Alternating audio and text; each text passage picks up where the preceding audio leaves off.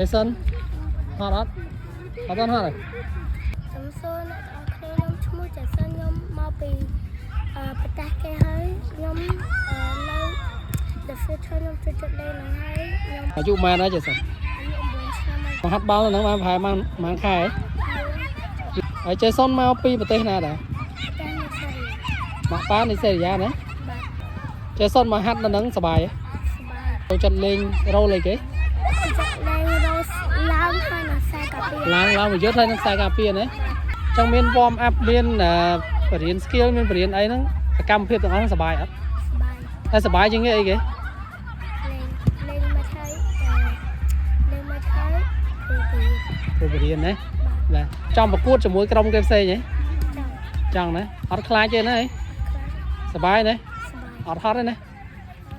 ហើយថ្ងៃក្រោយមានគោលបំណងចង់លេងនៅណា ជំរុញជាតិខ្មែរ អូចង់លេងឲ្យខ្មែរដែរ បាទ អញ្ចឹងខំរៀនណា បាទ ខំហាត់អូខេអញ្ចឹងពូជូនពរឲ្យ